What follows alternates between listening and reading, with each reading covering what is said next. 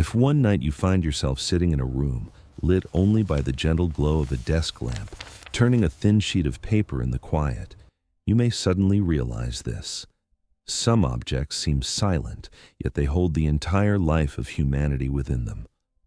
A single sheet of paper, light as breath, delicate as memory, has changed this world far more times than you might imagine.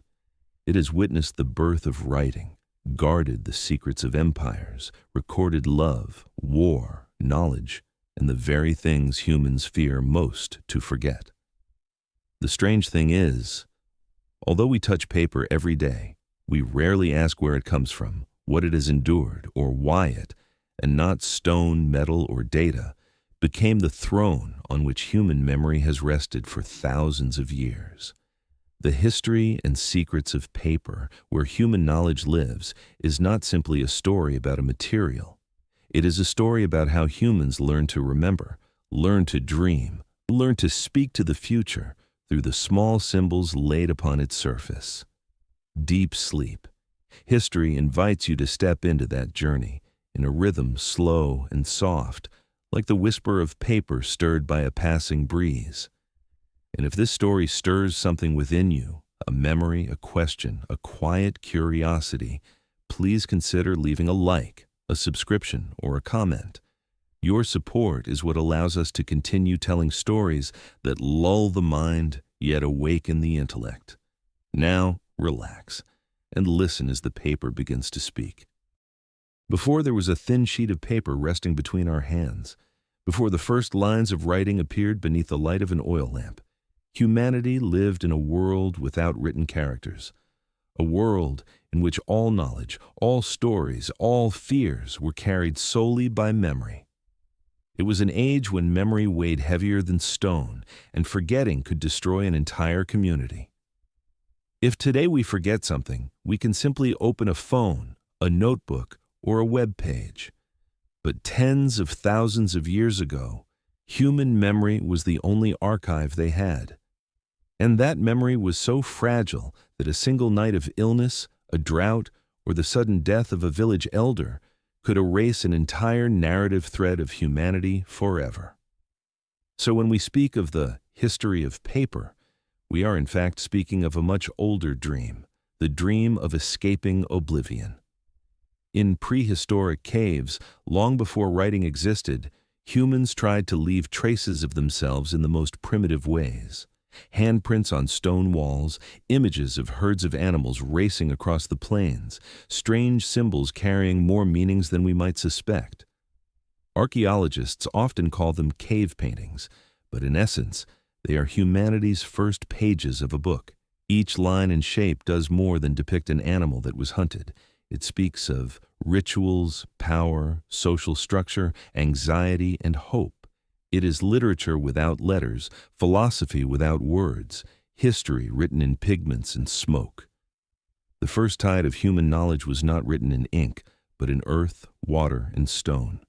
The carved stones of the Sumerians, the wet clay tablets imprinted with fingertips, the cylinder seals rolled gently over the surface of the earth to form strange designs.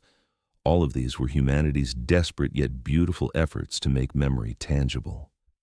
Clay, with its inertness and durability, became the first material to which humans dared entrust their knowledge. With a little water, some kneading, shaping, then drying under the sun or firing in a kiln, clay became the hard drive of the ancient world. But every clay tablet had weight and knowledge. The more it grew, the heavier it became. Imagine having to carry your entire personal library, not in the form of a small notebook, but as bricks weighing several kilograms. Every record was a block of matter that the body had to bear. And that was when humanity began to recognize a great problem. Knowledge was increasing faster than humans could carry it. Hunters and gatherers could not haul dozens of clay tablets with them. Merchants crossing the desert could not load an entire archive onto the backs of their camels. The first scholars of the ancient world could not remember everything in an era when knowledge was expanding, yet memory remained finite. The world needed something lighter, more flexible, more supple to hold its knowledge, a material that could travel as far as the wind, endure like stone, yet still be thin enough to rest easily in one hand. In that search, people began to experiment with everything around them: leaves, wood grain, bark, animal bones, turtle shells. Each material brought its own lesson in durability, softness, and flexibility. But none of them was truly perfect. Some were too brittle, some are too rare, some are too difficult to process, and some, quite simply, could not be written on at all. The ancient world stood at a turning point. Knowledge wanted to travel farther, but matter had not yet caught up. This was an era in which every civilization had to confront the same question: how can memory outlive the human body? Looking back at that time, we notice something interesting. The earliest materials used to store knowledge, stone, clay, metal, were all hard, heavy, and difficult to alter.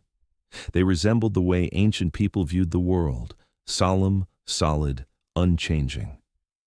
Knowledge was still a heavy burden, and humans were haunted by the fear that if they did not carve it deep into stone, it would vanish like a breath. But it was precisely this heaviness that pushed the next revolution forward.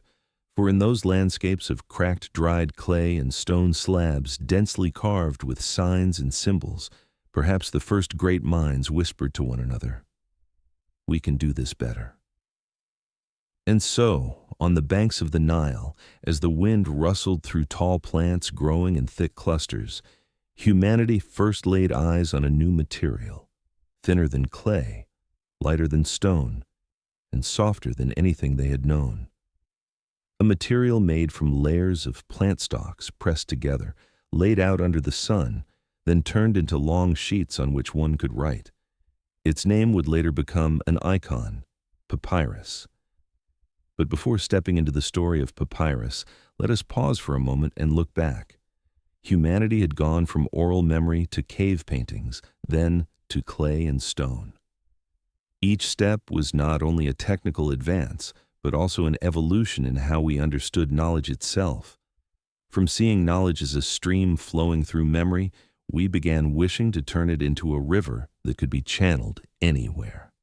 And for knowledge to become a true river, humanity needed a new kind of material, a material that would change the speed of civilization. In the next chapter, we will see that papyrus was not only the first lightweight writing material, but also a doorway into an era of large-scale knowledge storage, a bloodstream of information coursing through ancient Egypt, where every stalk of papyrus became a heartbeat of the civilization along the Nile. Let us move on slowly into that story. When clay tablets had become too heavy, when stone proved too rigid to contain all that humans wished to remember, nature along the banks of the Nile had already been quietly preparing a gift for humankind. Papyrus, the tall, straight, vivid green plant rising from the marshlands, was nothing new to the ancient Egyptians.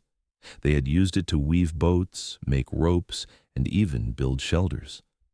But perhaps no one imagined that from those soft fibers, humanity would create a new material, a lifeblood for knowledge that would travel farther than any river that had ever flowed across the earth. Papyrus was not paper in the modern sense. It was a sheet crafted by slicing the plant stalk into thin strips, laying them crosswise, pressing them beneath heavy stones, and drying them under Egypt's blazing sun. The cellulose fibers, under heat and pressure, gradually bonded together to form a smooth, bright surface suitable for writing, something lighter than any clay tablet, longer than any piece of animal skin, and more flexible than any earlier medium for recording knowledge. If clay was the memory of stone, papyrus was the memory of light. On papyrus, scrolls stretching meters long, Egyptian scholars recorded astronomical calculations, medical formulas, incantations for the soul, and complex commercial contracts. Each scroll was a miniature world, each stroke of ink a heartbeat of the civilization along the world's longest river. Curiously, papyrus, though fragile in ordinary conditions, survived for millennia in Egypt's arid tombs, as though the desert itself had resolved to preserve knowledge for humanity. If you close your eyes and imagine yourself standing in an ancient Egyptian scriptorium, sunlight spilling through narrow slits and falling onto pale yellow scrolls, you may sense that knowledge no longer feels heavy. It becomes light as the wind, soft as water, and able to flow from hand to hand without the burden of stone or bricks. But papyrus was not merely a material. It was a new way of thinking about knowledge. When Egyptians began using papyrus, they realized that knowledge was not only something to store, it was something to transmit. A written document could be rolled, tied, carried across the river, or taken across the desert. Knowledge began to move faster, and when knowledge moves, the world changes. What is remarkable is that papyrus bore the imprint of both nature and human craftsmanship. It needed sunlight to dry, river water to soften, and skilled hands to press delicate fibers into a unified surface. Much like knowledge itself, part innate, part effort, and part miracle born from the harmony of the two. For centuries, the Egyptian Empire guarded the formula for making papyrus as a political and commercial secret. This turned papyrus into a strategic material, an early form of soft power. Want to write? Want to archive? Want to formalize a promise or a transaction? You needed papyrus. And to obtain papyrus, you had to negotiate with Egypt, trade with them, sometimes even submit to them. This is why many historians call papyrus the first bloodstream of human knowledge. Just as blood carries nourishment throughout the body, papyrus carries ideas across the Near East. It achieved what clay never could: connection. Yet beauty always has limits. Despite its virtues, papyrus remained a plant-based material, vulnerable to humidity, quick to decay in damp climates. In the far regions of Asia, where the weather was unpredictable and the moisture was high, papyrus stood almost no chance of surviving. Thus, though the world longed for lightweight, flexible knowledge, papyrus could not serve as the final solution. It was a milestone, not a destination. And from that stopping point, the world began asking a new question. Could there be a material as soft as papyrus, as cheap as earth, as durable as stone, and flexible enough to travel farther than the desert winds? In the winds of the distant east, where bamboo slips clacked together with a sound like summer insects, another civilization was wrestling with the same question. Their knowledge was heavy, too. It needed to travel. It needed to be recorded more lightly.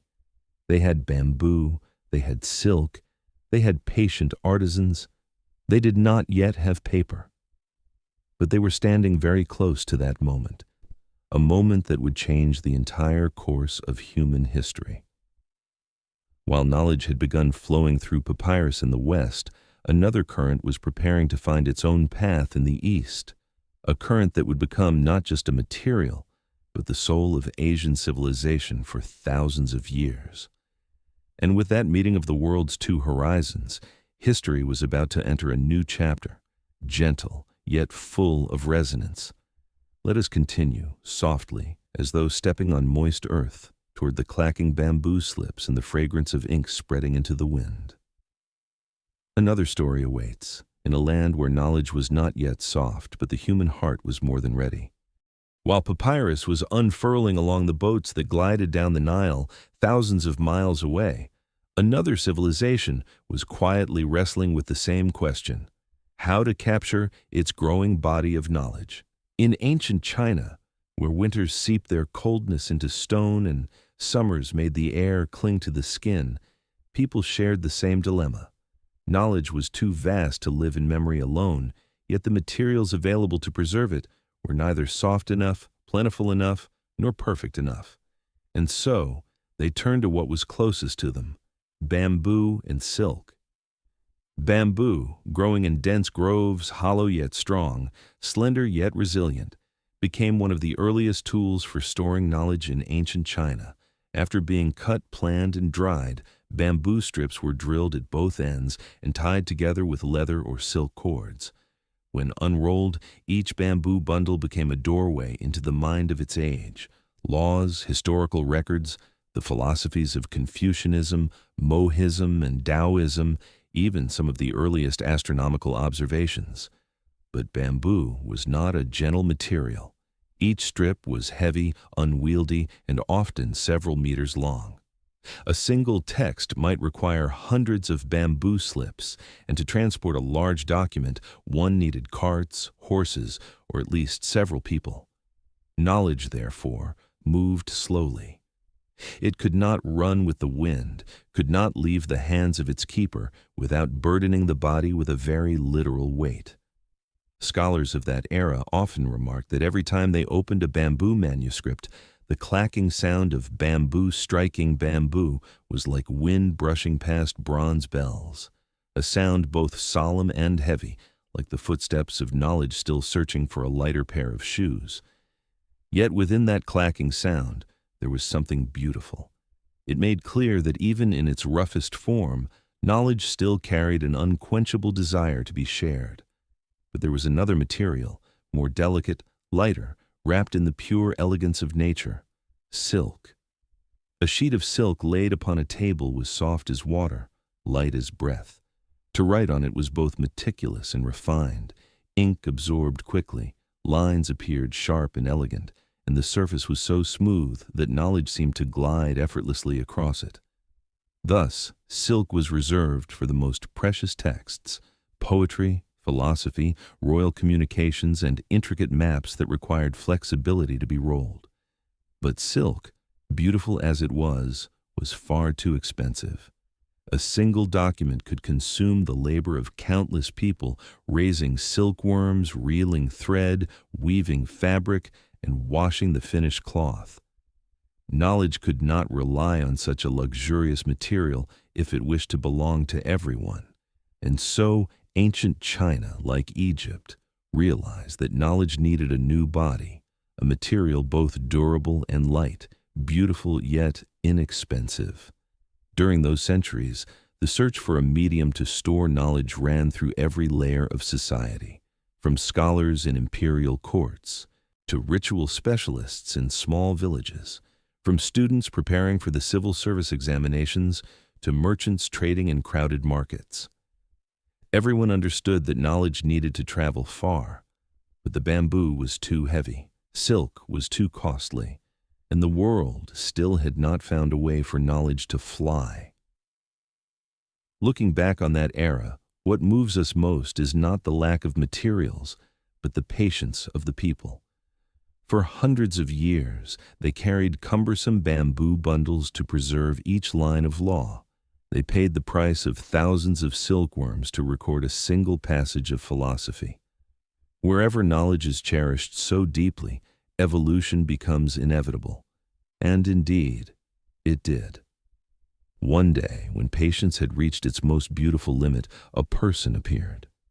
In the records of history, his name is not simply the name of a craftsman, but the name of an era, Kai Lun. But before Kai Lun created the milestone that would turn human knowledge to a new page, let us pause for a moment and imagine the soundscape of that age, wind blowing through bamboo forests, the brush touching silk, the cords tightening around long bundles of documents. These were the sounds of a world in which knowledge still had a heavy body, and humankind was quietly seeking a way to free it. Picture a Han Dynasty scholar sitting in a small room, before him a long bamboo manuscript, beside him a sheet of pristine silk. He knows he must record something important, a philosophy, a question, an observation of the heavens. But what he seeks is larger than the content of his writing. He seeks a material light enough that his thoughts would not be drowned by physical weight. And in that very moment when humans asked that question, history was ready to change shape. To prepare for the arrival of paper, nature had already gathered the essential ingredients, soft plant fibers from bark and clean water from mountain streams. Humans provided the rest, intellect, patience, and hands skilled enough to transform discarded scraps into the most beautiful material civilization would ever touch. Among the bamboo groves of the East and the pure silk sheets in scholars' rooms, a quiet shift was taking place, a small shift, but enough to make knowledge lighter, less cumbersome, and ready to dream of spreading across the entire world. And when that shift reached its critical point, history would speak a name, a person who would turn water, bark, ash, plant fiber, and waste matter into a white surface as light as breath, where knowledge could not only remain, but take flight. A moment was drawing very near. A new material was about to appear. Another medium of knowledge was preparing to step onto the stage of humanity. Let us continue, slowly and attentively, to catch the whisper of bark fibers as they prepare to become the thing the world had waited far too long to receive. There are moments in human history that do not thunder like storms nor blaze like lightning. Instead, they emerge as a small, quiet movement of human hands, so subtle it seems insignificant, yet powerful enough to redirect the flow of knowledge for millennia. The emergence of paper in its modern form, light, soft, inexpensive, and capable of being mass-produced, was precisely such a moment. And at the center of that moment stands a name history continues to echo to this day. Cai Lun. China in the 2nd century CE was an age stretched thin between contradictions. Knowledge was expanding.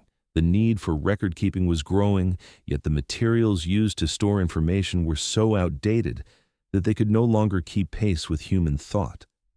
Bamboo was heavy and cumbersome. Silk was prohibitively expensive. Animal skins were rare. A vast administrative machine like the Han Dynasty could not function efficiently with such antiquated materials. In that landscape, Cai Lun, a minor official overseeing the imperial workshop, quietly observed the world around him. He was not a philosopher, not a military strategist, not an emperor. But perhaps precisely because he stood outside the eye of political storms, he had the stillness to see what others overlooked. Knowledge needed a new material, a new body to inhabit. So he began to experiment, not with gold, silver, or luxurious silk, but with things the heart of that era rarely noticed: tree bark, hemp fiber, worn-out fishing nets, rags, scraps considered worthless. He soaked them in water, pounded them into pulp, filtered the mixture through coarse screens, pressed it, dried it. Each step is simple on its own, yet together forming a complete process, a quiet revolution. The miracle lay here. With nothing more than water, fiber, and a mesh screen, humans could create a surface as smooth as silk, but hundreds of times cheaper. As light as bamboo, but without its bulk. Easier to produce than any medium before it. A material that, once dried, had the durability to preserve knowledge, the softness to be written on, and the potential to be produced in unimaginable quantities. For the first time in history, knowledge was no longer chained by the weight of matter. Paper, as refined by Cai Lun, was not just a technical invention. It was the solution to a philosophical problem humanity had wrestled with for thousands of years. How to prevent thought, the lightest thing in existence, from being trapped inside material, the heaviest. If you imagine the moment when the first craftsman lifted a frame from the water and saw fibers weave together into a thin sheet, you can almost feel the instant when thought took physical form. A quiet yet radiant moment, as though water and sunlight had conspired to create a new vessel for memory. The paper spread rapidly through the Han court and then among scholars. Its lightness allowed documents to be carried on horseback, by boat, or by the hands of messengers and long-distance traders. Knowledge no longer traveled slowly like bamboo bundles, nor remained trapped in the extravagance of silk. It became accessible. And because of that accessibility, Chinese thought, history, law, economy, and religion could spread at an unprecedented speed. More importantly, for the first time, knowledge was no longer a privilege of the wealthy or powerful. Paper democratized knowledge. It transformed what once belonged to the few into something the many could touch, read, and preserve. It was a democratization of material that led to a democratization of thought, centuries before Europe entered the Enlightenment. And from that moment onward, whenever we hold a sheet of paper, we may very well be holding something greater than the material itself, the freedom of knowledge. But history, as always, does not allow great inventions to remain confined to one land.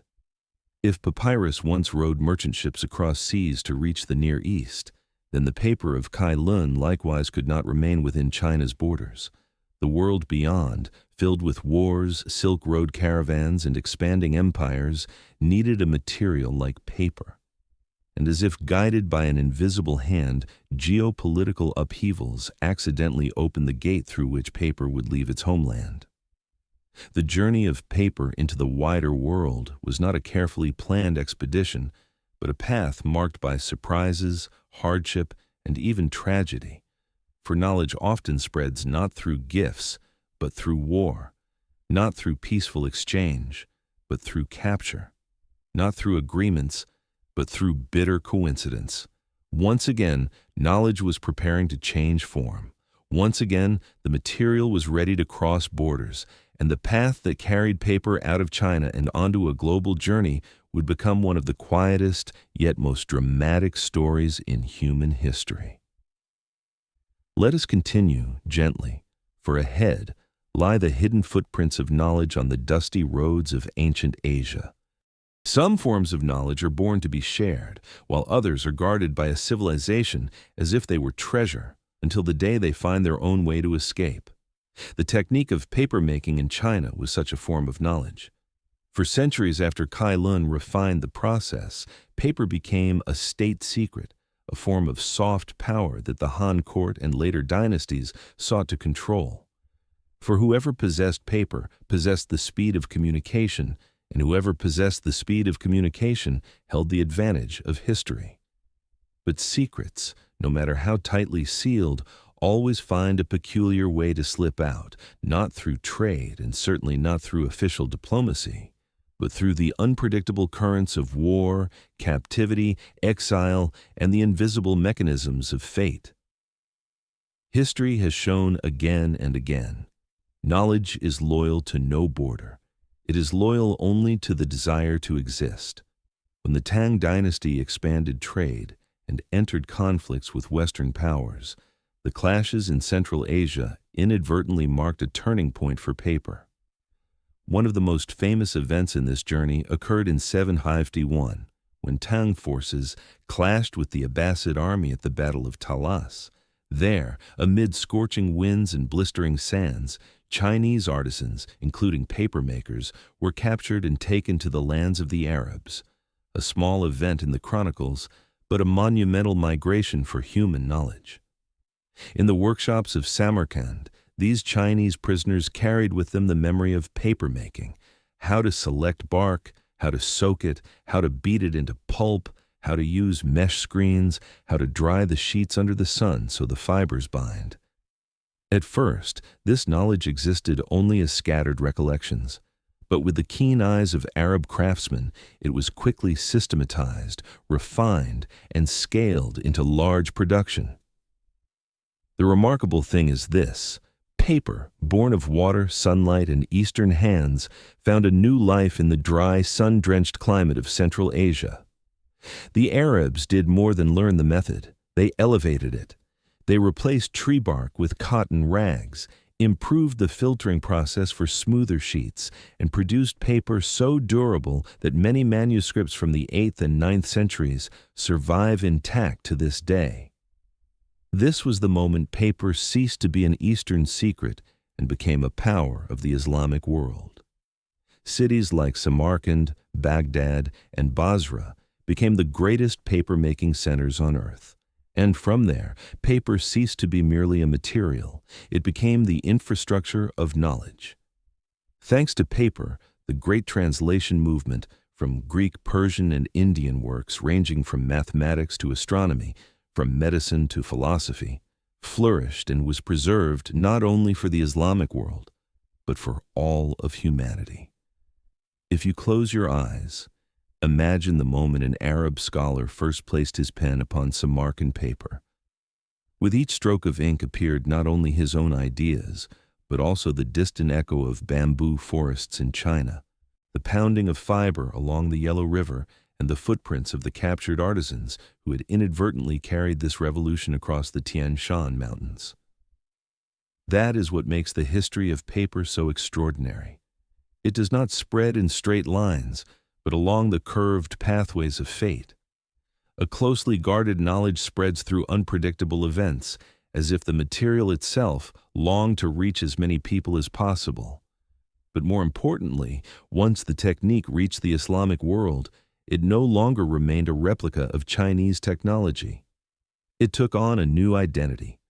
Arab paper was thicker, more flexible, stronger, and ideal for large manuscripts, ornate Qurans, dense mathematical treatises, complex nautical charts.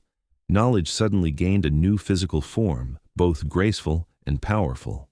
This reveals a fundamental rule of material history. A discovery truly lives only when it can flourish in many places, in many forms. And paper is one of the finest examples of that truth. However, the journey of paper did not end here. From the workshops of Samarkand and Baghdad, paper traveled with merchants, missionaries, and wandering scholars toward the West. Yet medieval Europe was not ready to accept such a foreign material. In the dim candlelight of monasteries, parchment remained sacred, durable, holy, suitable for scripture. Paper? It was seen as too cheap, too ordinary, even suspicious due to its non-Christian origin. A material light enough to fly in the wind had to break through a wall of prejudice before Europeans would touch it. But the history of paper is never still. It moves like a patient river, soft, persistent, unstoppable. Merchants brought paper into Venice, scholars carried it into Spain. Mediterranean libraries began to open their doors to it. Slowly, its practicality and low cost made paper's entry into European life irreversible. And as it reached the continent, a profound transformation awaited, a world in which law, commerce, politics, and religion would all be reshaped because of a sheet of material no thicker than a fingernail. This opened a new chapter in human history, a Europe that, after long suspicion and hesitation, finally learned to open its heart to paper and allowed it to change its destiny. But before we step into that moment, take a breath and feel this truth. The journey of paper out of China was not a story of trade, but a story of people. Individuals swept along by history who unintentionally carried a knowledge that had long been waiting to be shared. From the hands of craftsmen in Luoyang to the workshops of Samarkand, from the winds of the desert to the harbors of the Mediterranean, paper found a way to continue. And ahead, it was about to meet a continent both conservative and curious, a continent on the brink of intellectual upheavals, unlike anything it had known. Let us continue slowly, as paper itself once crossed borders step by step, to witness the moment Europe first opened its doors to this fragile yet powerful material. When paper left China and paused in Samarkand, it was like a seed that had just sprouted in new soil. But only when that seed found truly fertile ground could it bloom into a vast garden of knowledge. And that garden, in the history of humankind, bore a name: Baghdad. From the 8th to the 10th century, Baghdad was not merely a city. It was the beating heart of the entire Islamic world. From bustling markets overflowing with merchants' voices to palaces where caliphs discussed politics and philosophy, Baghdad thrived as the great crossroads between East and West. But what made the city legendary was not its wealth nor its armies. It was something far more fragile: paper. Here, papermaking was elevated to a new level, smoother, stronger, thick enough for writing, yet soft enough to roll. Arabs replaced tree bark with cotton rags, producing a material nearly perfect for handwriting, copying, and archiving. Paper became the knowledge infrastructure of a civilization entering its brightest golden age. If you close your eyes and imagine 9th century Baghdad, you might see long streets where papermakers dried great sheets under the dry sun, tiny bookshops where manuscripts were stacked high, alleyways where every scholar carried a few rolls of paper ready to capture sudden ideas. but the true heart of Baghdad's intellectual splendor lay elsewhere, in the House of Wisdom, Bait al-Hikmah. Bait al-Hikmah was not merely a library, it was the center of human intellect. Here, hundreds of scholars from Persia, Syria, Greece, Egypt, and India gathered, using paper as their primary tool for translating, copying, and generating knowledge. On the fine sheets produced in Samarkand and Baghdad, they rewrote the works of Aristotle, Euclid, and Galen, recorded astronomical models, mathematical equations, and philosophical debates. They did not merely preserve ancient knowledge, they expanded it, elevated it, and transformed it into a new river of thought. Paper, an unassuming material, stood at the center of the greatest intellectual renaissance of its era. This explosion of knowledge was no accident. Paper was hundreds of times cheaper than parchment and vastly faster to produce. Manuscript copying was no longer the privilege of monks or royalty. Baghdad even had streets of bookstores, something Europe would not have for centuries. Knowledge began to enter everyday life. Merchants kept records on paper, physicians recorded medical cases, religious teachers used paper for scripture lessons, and scholars used it as a medium for thinking and writing. Seen closely, the arrival of paper in Baghdad marks the beginning of a truly modern knowledge society.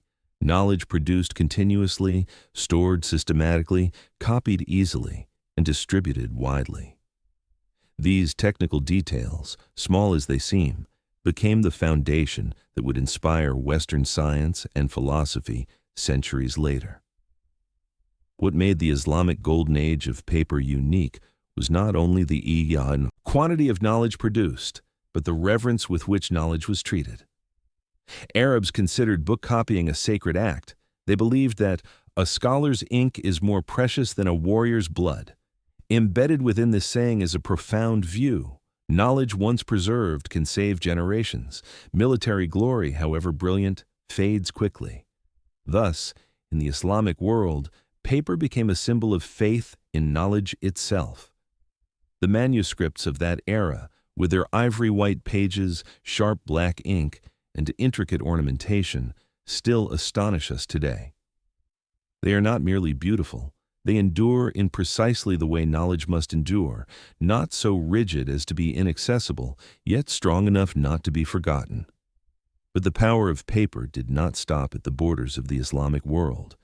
As Baghdad prospered, caravans crossed the Mediterranean carrying spices, gemstones, glassware, and rolls of paper. First, as writing material, then as Quran copies, then as Greek scientific manuscripts were translated into Arabic. Paper began knocking on Europe's door.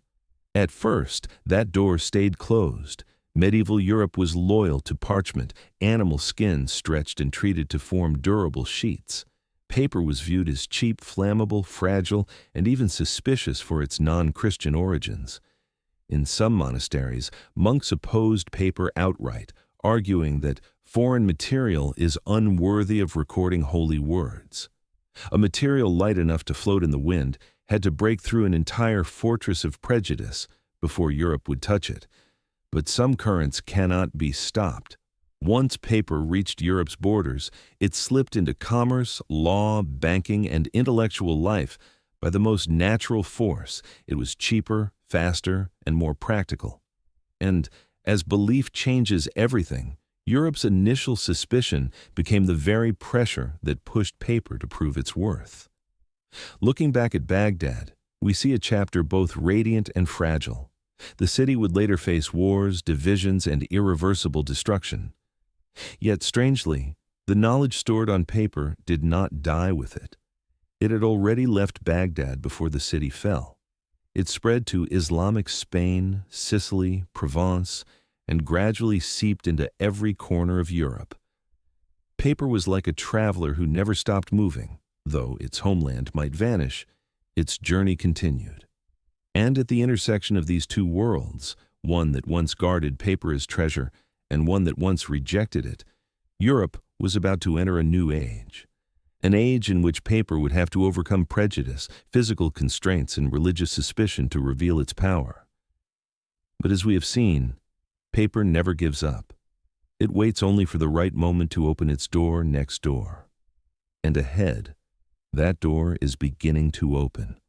A Europe still hesitant, yet reaching out to touch a material as thin as the wind, but strong enough to shape the future of an entire continent. There are moments in history when something capable of changing the entire world enters very quietly, like a stranger waiting outside the doorway, scrutinized, doubted, held at a distance until the hosts finally realize, if they do not open the door, it is they who will be left behind. The story of paper as it stepped into Europe is one such moment. When sheets of paper from the Islamic world began appearing in the Iberian Peninsula, Sicily, and gradually throughout the Mediterranean, medieval Europe was still living in the age of parchment.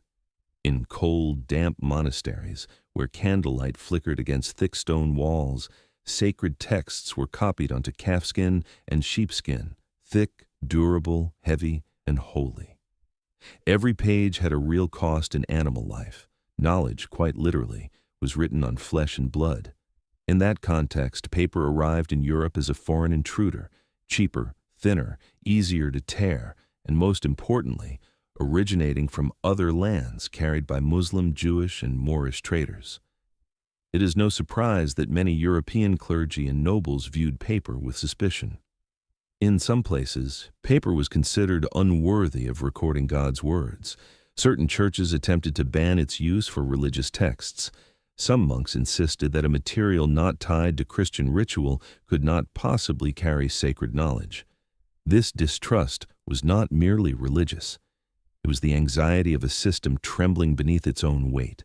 If paper were cheaper than parchment, if copying became easier, if knowledge escaped the monopoly of monasteries and elites, what would change?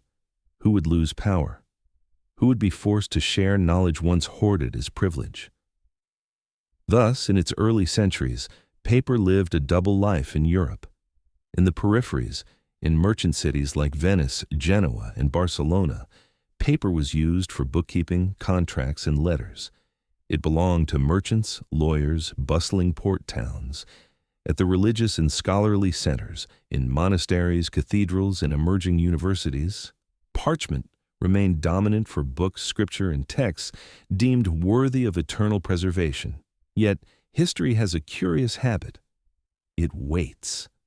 And so does paper. Bit by bit, paper proved itself not merely cheap but resilient. It held ink well. It could be folded, rolled, or bound with ease. Most importantly, it suited an emerging need quietly growing across Europe. The need to write everything: transactions, legal codes, diplomatic correspondence, debt records, and even student notes in the first universities of Paris, Bologna, and Oxford. As Europe's economy shifted, as cities rose, as commerce expanded, paper became the nervous system of the new society. Black ink on white sheets connected cities to one another, ports to inland towns, merchants in Florence to partners in Bruges or London. And somewhere among those rolled sheets, Europe began to understand what the Islamic world had discovered earlier. If knowledge is to spread fast, it needs a light material. If economies are to grow, they need a cheap material. If societies are to become more complex, they need a material that can be mass-produced. The paper met all these needs. By the 13th, 14th centuries, paper mills had emerged in Italy, France, and Germany. From Fabriano in Italy, techniques using cotton rags, clean water, presses, and wire molds were refined to a higher sophistication. Europeans added their own innovations. They introduced watermarks to identify a paper's origin, a craftsman's signature embedded in the sheet itself. Gradually, European paper ceased to be an imitation of Islamic paper and became its own material language. In candlelit rooms, teachers, lawyers, merchants, and scholars began to prefer the feeling of pen on paper over pen on parchment. Every blank page was not just a surface, it was a possibility, ready to be filled with text, ideas, drawings, maps. The more paper there was, the more room imagination had to travel. Then came a quiet turning point. Instead of paper being used mainly for records, it began to be used for books. At first, these were the cheaper handwritten copies, made for students, merchants, and those unable to afford parchment books. But as time passed, more and more manuscripts chose paper, as it allowed faster, lighter, and cheaper reproduction.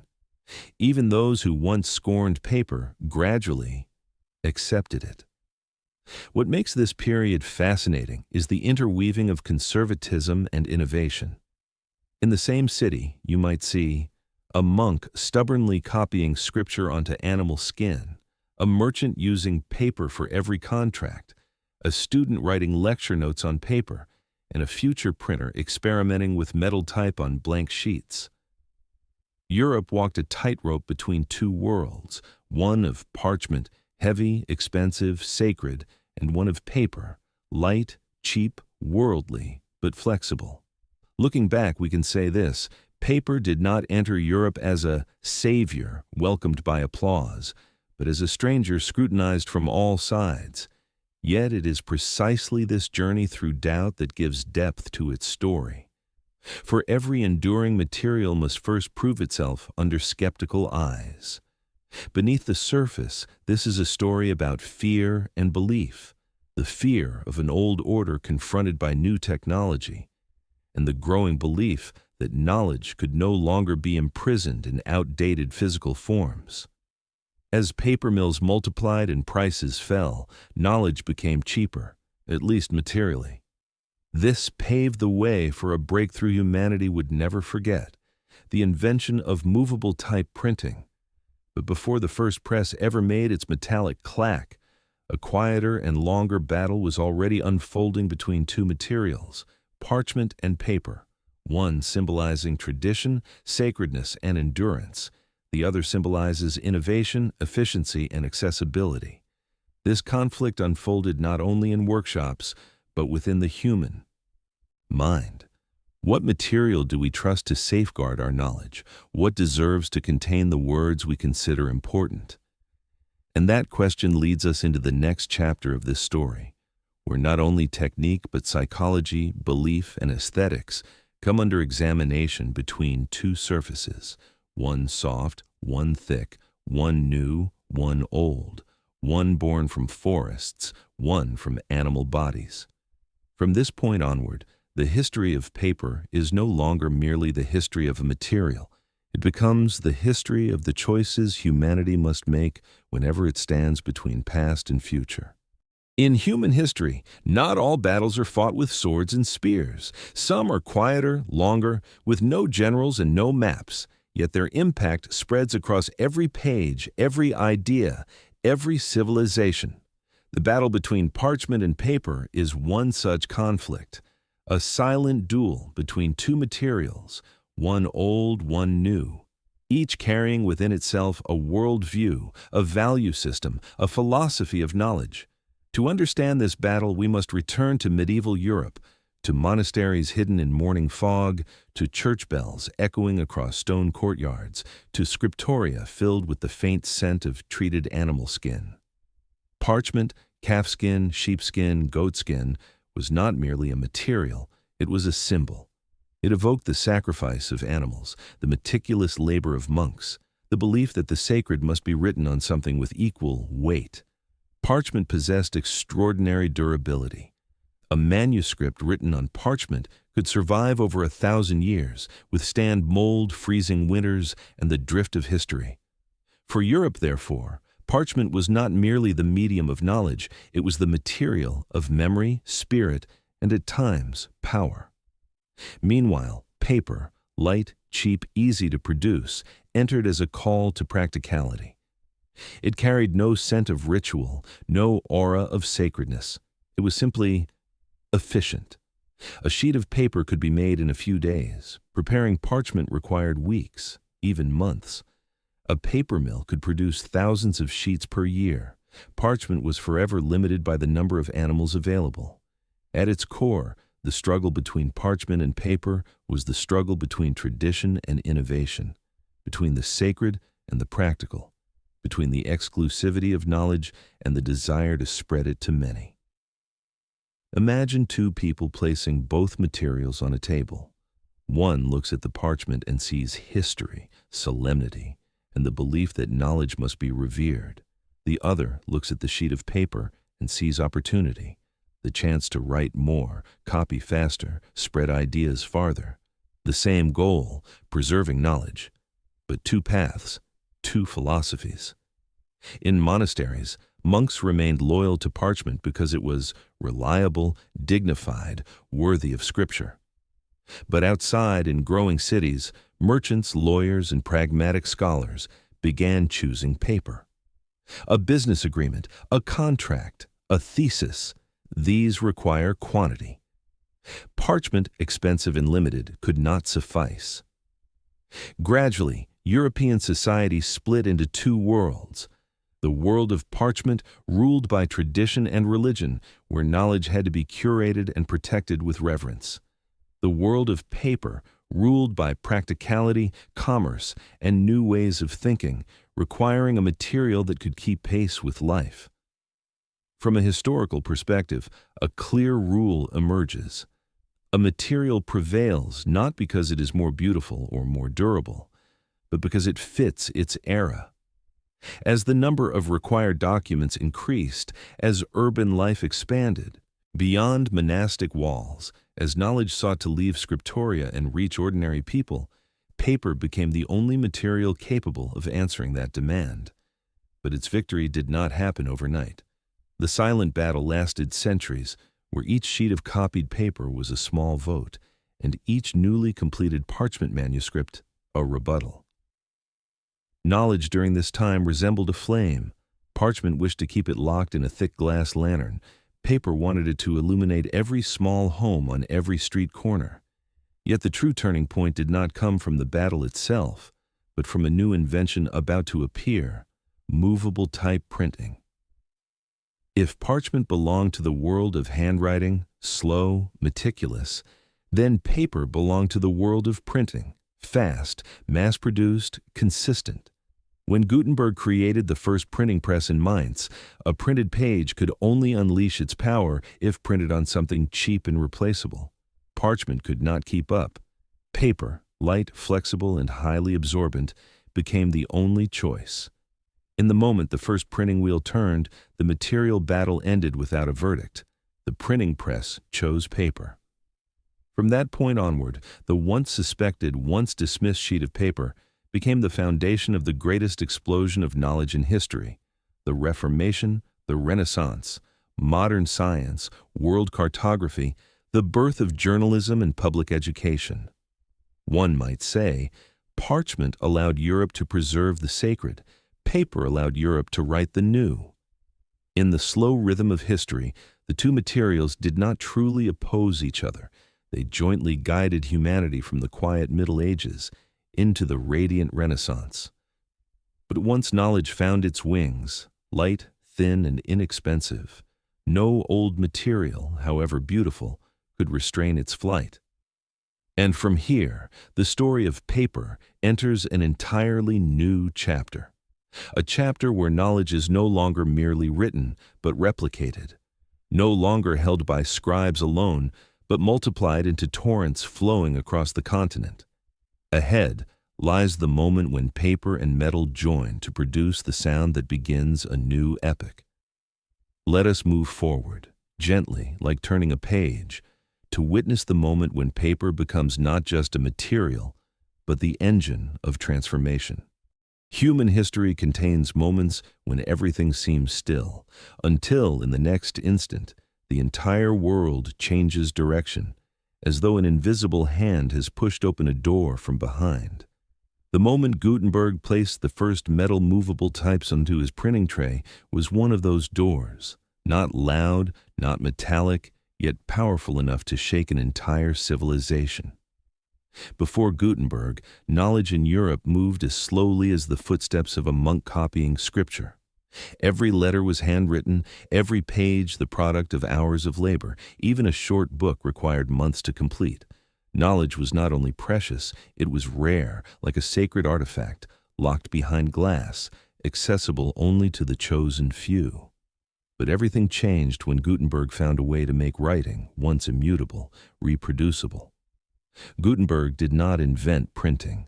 The Chinese had done so centuries earlier with woodblock printing.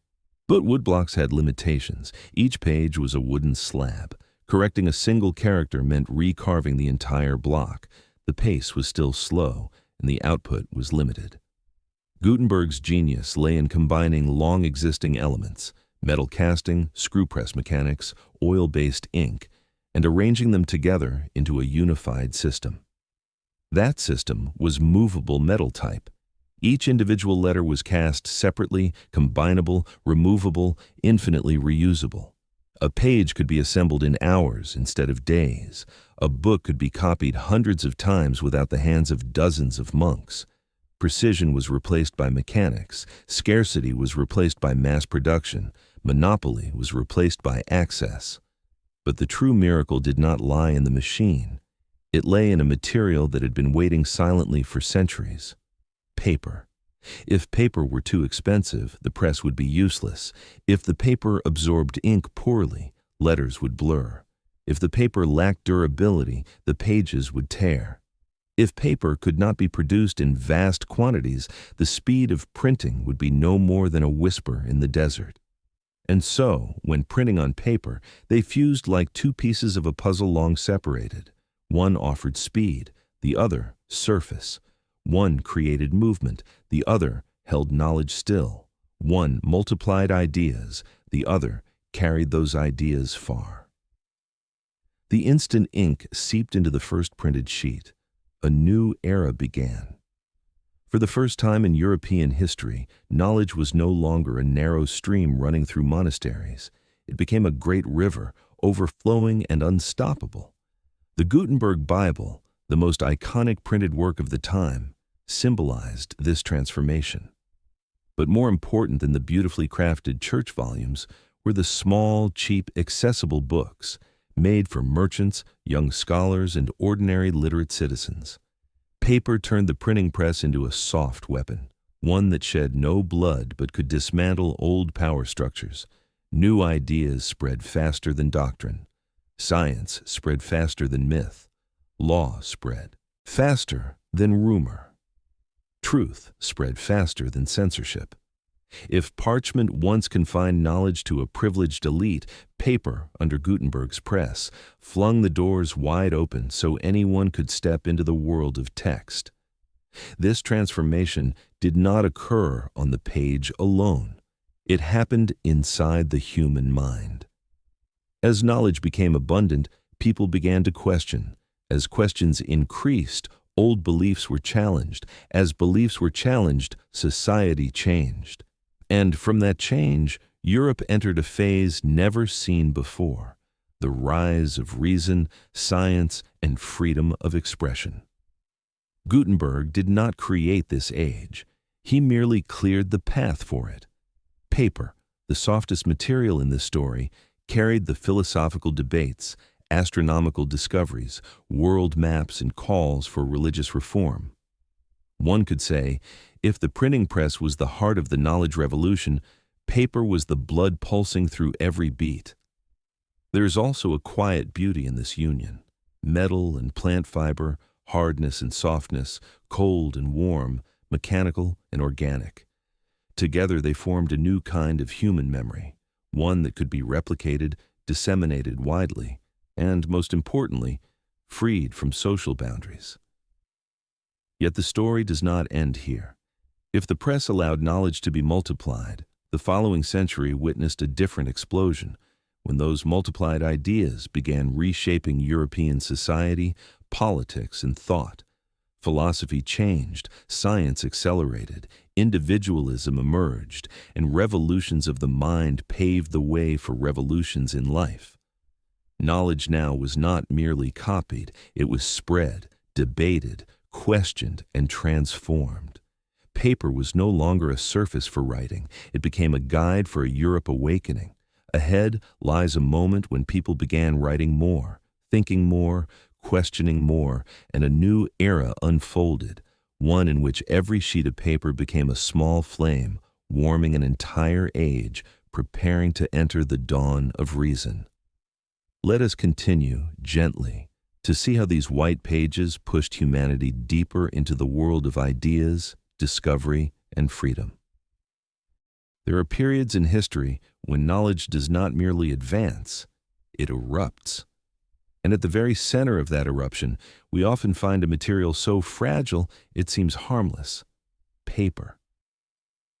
The Enlightenment of the 17th, 18th centuries was not a movement carefully planned in advance. It was a natural explosion that occurred when knowledge finally found the right environment to spread. That environment was not the palace, not the academy, not the church, but sheets of paper, blank spaces where ideas could be written down, printed, copied, and circulated without losing their vitality. If before this, knowledge spread as slowly as a voice in a closed room, then now, thanks to paper and the printing press, it moved as swiftly as wind escaping through an open window. Imagine an evening in 18th century Paris. Cafes are packed. In the dim light, people pass around not wine, but pamphlets, small sheets of paper filled with ideas about individual freedom, separation of powers, science, and equality.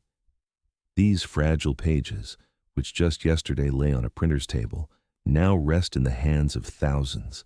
People read, argue, refute, and sometimes tremble as they realize that these lines of text challenge the entire existing order.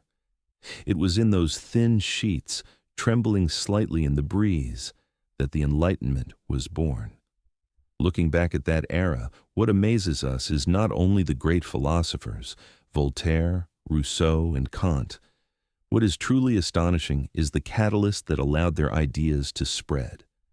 Voltaire could be razor-sharp, Rousseau could be fervent, Kant could be profound, but without cheap paper and fast printing, their thought would have been nothing more than sparks in the darkness. Paper was the wind that made the fire flare, spread, and become impossible to extinguish. Paper changed not only knowledge, but also the speed of knowledge. Scientific books were printed in large quantities. Newton's theory spread across Europe in a few years instead of a few generations. Philosophical essays were copied en masse, turning ideas of freedom, human rights, education, and democracy into a continent-wide conversation. For the first time, something unprecedented happened. Ordinary people, those outside the nobility and clergy, began to read. They read to understand. They read to doubt. They read to question what had previously been regarded as absolute. Without paper, Enlightenment thought would have remained in the hands of a small elite. Thanks to paper, it became the shared property of humankind. But the Enlightenment was not only philosophy, it was science. It was the birth of journals. It was detailed descriptions of anatomy, astronomy, and chemistry. Every new idea needed to be tested, recorded, and sent out. And again, it was paper, the softest of all materials, that bore the weight of this surging intellectual world. The first laboratories of Europe did not contain only microscopes or test tubes. On their tables lay stacks of paper that thickened night after night, data, observations, notes, equations. No scientist of that era worked without paper. Paper was their external memory. Yet the Enlightenment was also the time when paper began to grow dangerous. Words on paper could awaken hope, but also ignite rage. They could liberate people, but also threaten power. For once, ideas were printed in tens of thousands of copies, and they slipped beyond anyone's control. Those in power understood this and feared it. In France, books were heavily censored. In England, unauthorized publishers were arrested. In German lands, ideas contrary to church doctrine were burned in public. But while authority built walls, paper slipped through cracks. It was passed from hand to hand at night. It was hidden in coats and crates of goods and mailbags. It moved, evaded, spread like a living organism. Paper did not know fear, and ideas never die. Looking back, we see that the Enlightenment was not merely the age of reason. It was the age of reason on paper. Ideas only truly exist when they have somewhere to live. And paper gave them that home, soft, white, empty, and ready to receive whatever humans wanted to write. From there, European history entered an age of unprecedented upheaval. Revolutions broke out. Monarchies trembled. Social foundations were questioned. Ordinary people, for the first time, felt they had the right to speak. And all of that began with a sheet of paper on a printing press. However, paper did not serve only in times of peace. When knowledge began to move faster than fire, quite literally, was not far behind. The 18th century slid into the 19th through great conflicts, uprisings, the Napoleonic Wars, and later global confrontations. In those times, paper changed roles. From the medium of philosophers, it became the medium of generals, propagandists, and cryptographers. If in the Enlightenment paper was the voice of freedom, then in wartime it became an invisible weapon.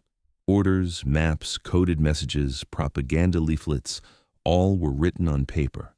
And in the smoke of war, we can glimpse sheets of paper trembling in soldiers' hands, half burned in flames or falling like fine dust across battlefields. A new age of paper was beginning, more intense, more violent, and filled with stories never fully told. Let us continue following that path slowly, to see how paper records not only humanity's knowledge, but also its wounds as it moves through a century of conflict. There are sheets of paper born to cradle beautiful ideas, music, poetry, dreams. But there are also sheets born in the roar of artillery, the smell of machine oil, and the dim rooms where people decide who will live, who will die, and which direction the world will turn. As humanity entered the age of modern warfare, paper was no longer merely a foundation for knowledge. It became an invisible weapon, silent yet sharp, capable of reshaping the fate of nations. During World War I and World War II, alongside tanks, aircraft, and machine guns, there was a weapon present at all times: maps, ciphers, orders, reports, communiques, leaflets, all written on paper. In wartime, every word suddenly weighed as heavily as metal. Every sheet, if it fell into the wrong hands, could change the trajectory of a battlefield. Imagine a winter night in Europe during the war. In a bunker lit by a few dim yellow bulbs, officers hunch over a table, studying sheets of paper covered in symbols. Roads, unit markers, attack arrows, departure times, everything that will happen tomorrow on the battlefield, explosions, smoke, loss, exists first in a potential state on paper. Before war becomes reality, it is the draft of a plan. Paper becomes the place where war is sketched before it happens. But paper in wartime is not only maps and orders, it is also the language of secrecy. Complex cipher systems, from simple substitution tables to the elaborate code schemes of the Enigma machine, all had to be recorded, distributed, and deciphered on paper. Small slips, sometimes no bigger than a palm, contained strings of numbers meaningless to outsiders, but, to those trained, held the key to an entire strategic picture. In code-breaking centers such as Bletchley Park, the soldiers held pencils instead of guns. They sat for hours before strips of encrypted printouts, searching for patterns within chaos. Many of the era's silent victories, intercepting a supply convoy, anticipating an attack, saving thousands of lives, began with successfully reading the right sheet of paper. There were papers that, had they been burned just a few seconds earlier, would have changed history. Then came propaganda, an invisible front no less brutal than the physical war. In warfare, it is not enough to use bullets against the enemy. You need stories to sustain morale among your own and to sow doubt among the opposition. Again, paper became a battlefield. Leaflets printed en masse were dropped from aircraft, fluttering down like a strange rain. To one side, there were calls for surrender, to the other, declarations of unwavering resolve. These sheets landed on rooftops, fields, trenches, clinging to civilian sleeves, sticking to soldiers' helmets. War entered daily life not only through explosions, but through the sharp, persuasive, or threatening lines printed on paper. The irony is this: the very material that once helped Enlightenment ideals of freedom spread has now become a tool for organizing, controlling, and manipulating human emotions in war. On paper, people could write ideals, but also prejudices. Paper does not choose content. It is loyal only to the hand that writes. Amid conflict, another form of paper carried a very different weight: personal letters. Letters from soldiers to home, the ink crooked on thin sheets, sometimes blurred by rain or tears. Letters from mothers to their sons, hiding fears too painful to name. Letters between lovers, saying more than spoken words ever could. These letters were not written to decide strategy, but to preserve the part of humanity that survives even in war. On that front, paper was not a weapon, but a refuge. We can analyze the paper in wartime through many lenses. Militarily, it was a tool of command, control, and coordination. Informationally, it was a channel of persuasion, deception, and influence. Psychologically, it was a bridge between front lines and home. In all these roles, paper reveals a truth: this material is never neutral. It is the surface where power and emotion both compete to leave their mark. Yet war eventually ends. Maps are discarded, orders torn apart, ciphers rendered meaningless once the last gun falls silent. Only a small number of sheets remain, stored in archives, museums, or inside an old wooden box in someone's attic. Looking at them, we see history's strange fragility. Decisions affecting millions were sealed with a few signatures on a sheet of paper. This is even clearer at peace conferences. A stroke of a pen redraws borders, a document divides territories, establishes debts, and determines the future of people who were never asked. After passing through fire and gunpowder, paper returns to its original nature, the place where knowledge and power crystallize into writing. And from this moment, a quiet transformation begins. If a sheet of paper can determine the fate of a territory, could it also determine the value of money? After the wars, the world entered a period of reconstruction. Homes, bridges, and factories had to be rebuilt. Financial systems needed to function again on new foundations. Here, paper once again changed roles. From orders and treaties, it gradually became banknotes. Human trust, long accustomed to resting on tanks and rifles, began shifting toward pieces of paper printed with patterns, serial numbers, and the signatures of banks. On that thin surface, value was no longer metal, but collective agreement, a shared abstraction that this paper has worth. Thus, from trenches to banks, from ciphers to denominations, the journey of paper branched once again, no longer merely storing knowledge or commands, but now holding the economic trust of entire societies. A new chapter of the story opens, one in which a sheet of paper can determine not only the fate of a battle, but also measure trust, prosperity, and the invisible crises of humanity. There are moments in history when humanity chooses to place its trust in something that cannot be eaten, cannot be worn, cannot be burned for warmth.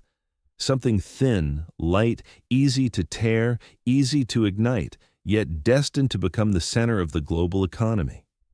Paper money, at its core, is the strongest testament to the power of paper, its ability to turn the abstract into the tangible, to turn belief into value, to turn the memory of knowledge into the engine of society. Paper money did not begin as a grand innovation. It began as a temporary solution. During the Tang and Song dynasties in China, the economy expanded so rapidly that silver and copper could no longer sustain the volume of transactions. Transporting heavy metal currency was dangerous and costly. Merchants, therefore, began using faken, paper notes recording debts, promises that a corresponding amount of silver would be paid at another location. These slips of paper, initially trusted only within merchant circles, were eventually adopted and regulated by the state. Then something remarkable occurred. When people collectively agree that a sheet of paper has value, it does. When the Song dynasty issued Jiaozi, the first government-backed banknotes, monetary history changed course, financial knowledge, trust, guarantees, circulation, crystallized on the surface of paper. But what made paper money extraordinary was not printing technology. What made it extraordinary was the collective belief. Without that belief, the sheet is just paper. With that belief, the sheet becomes wealth. As paper money spread to Persia, the Arab world, and later Europe, it triggered a psychological upheaval. Europeans were accustomed to seeing value in metallic form, gold, silver, copper, substances with weight, shine, and physical realness. But when they witnessed the Mongols under Kublai Khan using paper currency widely, they began to realize that state power was measured not only by gold reserves, but by the number of paper notes the population was willing to accept. Marco Polo, in his travel writings, described Yuan dynasty banknotes with a mix of astonishment and skepticism, because he was observing a new reality. Power came not only from armies, but from the ability to make people accept that a thin sheet of paper could replace precious metal. Here, we see a subtle transformation. Administrative knowledge, financial knowledge, bureaucratic knowledge, all condensed into the weakest seeming material possible. A banknote is the fusion of printing technology, law, collective psychology, political authority, and trust. Without paper, that fusion could not exist. By the 17th and 18th centuries, with the rise of central banks in Europe, paper currency became the soul of the economy. Contracts, loans, bonds, each was knowledge converted into numbers, and those numbers existed only because paper provided a foundation for them to be written upon. Paper became the circulatory system of value, like blood in the economic body. Value no longer resided in matter, but in promises. Wealth was no longer measured in treasure chests, but in credit. National strength no longer lay in gold reserves, but in confidence in that nation's currency. We can analyze finance endlessly, but deeper down, we find this truth. The entire modern economy is a network of trust, and paper is the medium that expresses it. A banknote, materially speaking, is merely a finely printed sheet. But symbolically, it is the sum of trust, stability, law, history, and past crises. In every financial panic, when people rush to withdraw cash, holding paper notes in their hands, they are seeking something real. It is paradoxical, yet true. They know the paper is not gold, but they trust it more than digits on a screen. Paper money is proof of humanity's ability to turn ideas into material, then use material to reshape ideas in return. A circular dance of intellect, economy, psychology, all contained in a sheet of paper. But as global trade expanded, as industry grew, and as the need to read, write, communicate, and operate societies increased exponentially, the world confronted a major problem. The supply of paper was no longer sufficient. Paper, the very material that had become the soul of knowledge and commerce, had to transform once more, shifting from handicraft to industrial production. And this shift would completely alter how humans viewed paper, no longer as a precious material, but as something society consumed at a massive scale. This is the story of water-driven mills, steam power, wood pulp, and continuous paper-making machines, where paper evolved from a vessel of knowledge into the infrastructure of modern society. And to understand that transformation, how paper entered the age of machinery, industry, and snow-white wood pulp, we need a slow breath to prepare for a new chapter. A chapter in which paper represents not only value, but mass production, speed, and the expansion of a world moving faster every day. Let us step into the next part, where we will hear the turning of cylinders, the rush of water in pulp vats, and the voice of the modern age calling paper by an entirely new name. By the time we reach the 19th century, paper had traveled a long journey. from rough-stitched papyrus sheets to the supple Samarkand paper to the stacks of European paper that served the first printed books. Yet it was only in the age of machinery that the world witnessed its greatest transformation. Paper became indispensable to industrial life, a continuous pure white flow spreading endlessly into every corner of a rapidly changing society. Before industrialization, papermaking was a craft. A papermaker dipped a mesh screen into a vat of pulp, gently shook it to distribute the fibers, lifted it out, let the water drain, and then dried each sheet in the sun. Every sheet bore the imprint of the worker's hands. Beautiful though it was, the process was as slow as a world not yet in a hurry. But as knowledge exploded, as trade expanded, as factories, newspapers, schools, and banks emerged everywhere, society realized a simple but chilling truth. The pace of handicraft could not match the pace of a world beginning to run. Then came another revolution, this time not in libraries or monasteries, but in mechanical workshops. In 1803, brothers Henry and Célie Fordrinière introduced a machine that altered papermaking history, the continuous papermaking machine, or Fordrinière machine. Instead of producing individual sheets, paper could now be formed as an endless roll, moving along a metal conveyor, pressed, dried, and wound without interruption. No more separate sheets. Instead, a flowing river of white without borders. The sound of the paper machine became the soundtrack of the industrial age. The clattering gears, the rush of water, the hiss of steam from scorching hot drying cylinders.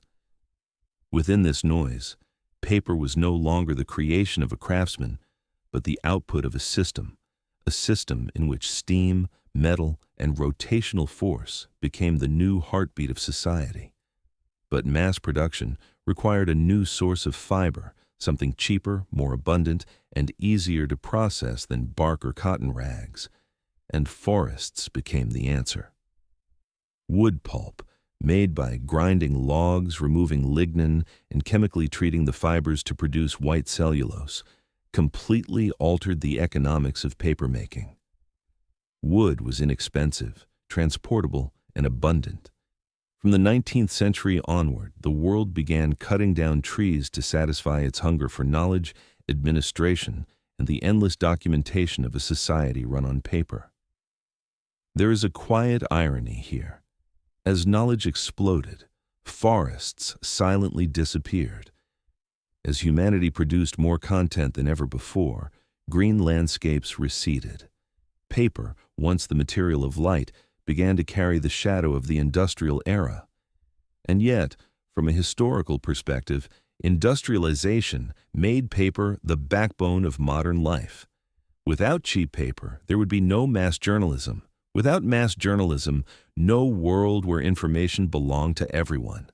Without cheap paper, there would be no universal education.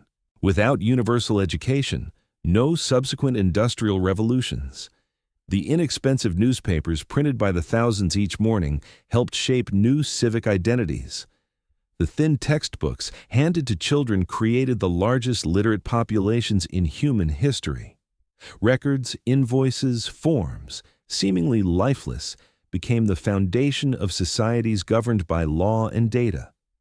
Industrial paper, humble in appearance, became the material of organization. Yet, as the world grew increasingly mechanized, humans developed a distinctly human nostalgia, a longing for paper made by hand, sun-scented, bearing a delicate texture no machine could replicate. And so, alongside industrial production, a quiet current of handcrafted papermaking persisted. Artisans preserving tradition, reminding us that not everything should be surrendered to machinery.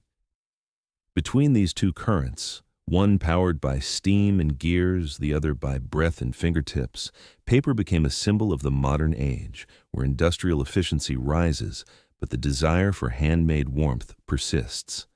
Curiously, as paper became cheap, widespread, and universal, its role subtly changed. Paper was no longer solely the foundation of collective knowledge. It became the refuge of private stories. When everyone could afford paper, everyone could write a diary, a letter, a draft, a poem, a confession never spoken aloud. Industrial paper, seemingly soulless, became the keeper of humanity's most intimate truths. Here, the paper shifted from a social role to a personal one, from the material of factories to the material of the heart, from the flow of machines to the flow of emotion. And this opens the door to the next part of our journey, where we leave the roaring factories behind and step into quiet rooms where one person sits alone by a lamp, holding a pen, writing down what they cannot say aloud. Paper, in that moment, no longer carries the scent of machinery.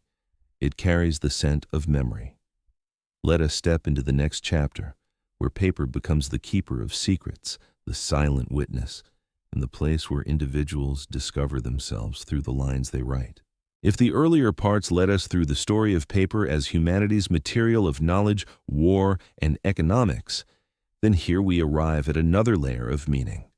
Paper in the quiet inner life of each individual, for there are things not written for nations, not written for history, not written for the masses, but written for oneself or for one single person. And such things, for countless generations, have always been written on paper. On the societal level, paper is the infrastructure of information. But on the personal level, it is a confidant. Let us begin with the handwritten letter, one of the most beautiful forms of communication humanity has ever created. Long before emails or messages, before telephones and telegraphs, people sent longing, apologies, declarations of love, and even heavy silences through folded sheets of paper.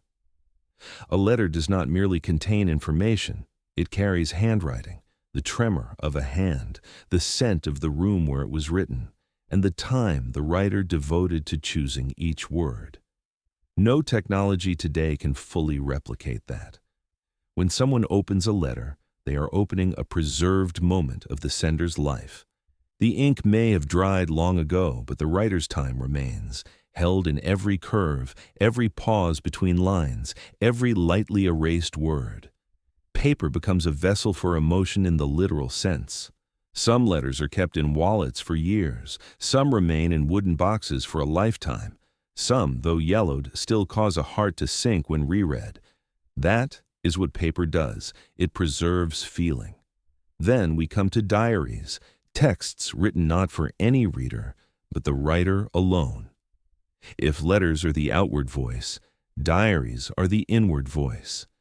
We keep diaries not to recount great stories of history, but to preserve the small echoes of ordinary days. On those pages, people speak to themselves about joy, fear, weariness, hope, disappointment, the small things that have no other place to reside. And when written down, chaos becomes clearer, pain becomes more bearable, happiness lasts longer. Paper once again becomes a safe space, a place where one may be vulnerable, doubtful, or full of dreams. A blank page has a strange power. It listens without judgment, holds without betrayal, and soothes without demanding anything in return. If collective knowledge lives in libraries, personal memory lives in thin diaries, often hidden under pillows, in drawers, or in a box known only to one person. And then, at the highest level of personal memory, there are drafts, the smallest beginnings of humanity's most significant works. A novel begins as scribbles on paper. An immortal poem is born from a fleeting burst of emotion written down at midnight. A timeless piece of music begins with a few quiet notes sketched in solitude. Paper is the womb of beauty. Looking at the manuscripts of Kafka, Tolstoy, Virginia Woolf, Nguyen Tuan, or Trinh Kong Son, we notice something extraordinary. Great minds write like ordinary people, crossing out, rewriting, wrestling with sentences. On those rough sheets, we see the process, not just the result, the labor, not just the genius. Paper does not merely preserve the final work, it preserves the journey toward becoming a work. If we view paper only as a material of knowledge, we forget that it is also a material of memory. Memory is not always collective. Some memories belong only to one person. Paper does not distinguish the importance of emotion. It treats all equally. Love letters, farewell notes, first poems, lists of things to do. To paper, all these things are expressions of a life trying to understand itself. This reveals a profound truth about the material. Paper allows us to live twice, once in the moment and once in what is written down. But there is a quiet truth. Personal memories cannot survive without a material to hold them. If industrialization flooded the world with paper, then personal memory found its refuge in that abundance. Paper ceased to be a luxury. Because of that, every individual could build their own private library, not of grand books, but of scraps, letters, diary pages, and drafts. Humanity's history is written not only in national archives, but in the small drawers of families. Yet, personal memory, however beautiful, is not the only realm where paper becomes emotional space.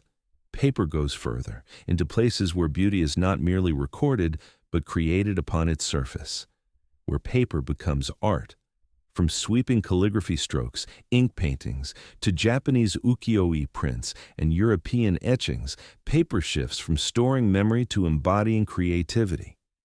And that is the doorway to the next part, where we leave the quiet rooms of writers and step into studios of artists, where paper becomes beauty, sacredness, and permanence. Let us continue gently to hear the sound of brushes meeting paper, the opening sound of the next chapter in this journey. If the earlier parts revealed paper as a material of knowledge and memory, here we touch a deeper, quieter layer, paper as a material of beauty. Some civilizations not only wrote on paper, but breathed through it, thought through it, and created through it. From the very first strokes of ink, paper became the place where beauty found its form. In East Asian culture, paper is the foundation of calligraphy, an art that does not merely record characters, but records the state of the writer's mind. There, each brushstroke is a breath, each empty space the silence of the soul, each shift in ink density a change of emotion. Paper absorbs ink the way soil absorbs water, without resisting, without forcing, letting the ink spread in its most natural way. Calligraphy cannot exist on any other material. On stone, it loses softness. On fabric, it loses depth. Only on paper, with its delicate absorption, do characters truly live. A calligrapher does not write to transmit information.